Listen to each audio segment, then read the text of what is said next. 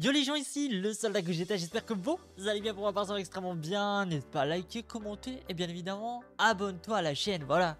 Bon, aujourd'hui on est là pour une histoire d'horreur, c'est parti, on y va direct. Il était toutefois un petit appartement situé au dernier étage d'un vieux bâtiment un peu délabré. L'appartement avait une histoire tragique qui la rendait sinistre et mystérieuse. Les locataires précédents avaient tous déménagé après avoir vécu des événements terrifiants et étranges à la fois. Un soir sombre et pluvieuse, une jeune femme nommée Sarah emménageait dans cet appartement. Elle était attirée par le loyer abordable et en même temps réellement en pleine ville.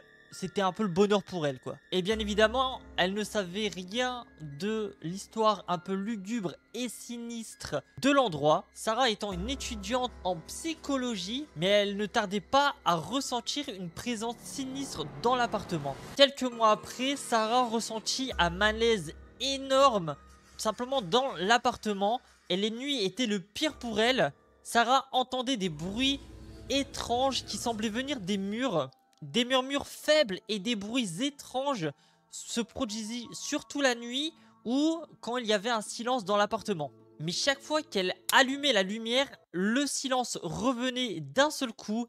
Elle avait même cru voir des ombres se déplacer dans l'obscurité dans sa chambre quand elle dormait. Un jour, elle décida de faire des recherches tout simplement sur les anciens locataires et surtout sur l'appartement. Elle découvra qu'il y a eu un meurtre atroce dans cet endroit. Un tueur en série avait caché les corps dans les murs de l'appartement, laissé derrière lui une histoire tragique, souffrance et de mort. La terreur de Sarah atteignait son paroxysme lorsque tard dans la nuit, elle se réveillait pour trouver un homme masqué, habillé tout en noir, debout au pied de son lit. Sarah hurla de terreur et l'homme s'enfuya par la fenêtre. Elle appela immédiatement bien évidemment la police, mais quand l'appartement a été fouillé, il ne trouvera aucune trace de l'intrus, ce qui est logique en soi, il s'est barré. Il ne découvra qu'un passage secret derrière un mur qui mena à une petite pièce cachée.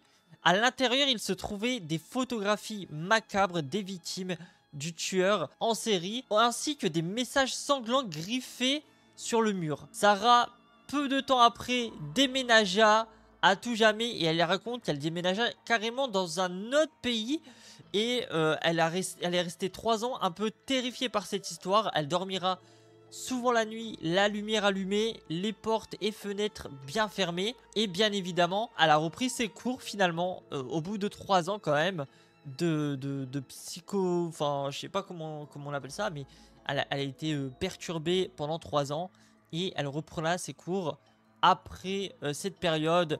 Elle se fera des nouveaux amis et voilà. Pour ce qui est du tueur en série, ils ne l'ont jamais retrouvé. Ils l'ont cherché pendant à peu près 1 an aussi et ça a mené à rien. Cette personne a disparu totalement de la surface de la Terre apparemment.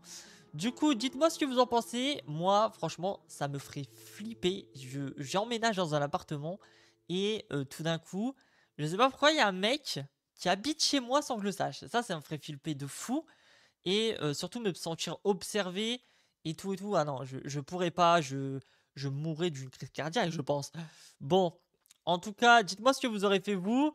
Et pour moi, c'est tout. N'hésite pas à liker, à t'abonner et surtout à me dire ce que tu aurais fait en commentaire. C'était le soldat Gogeta.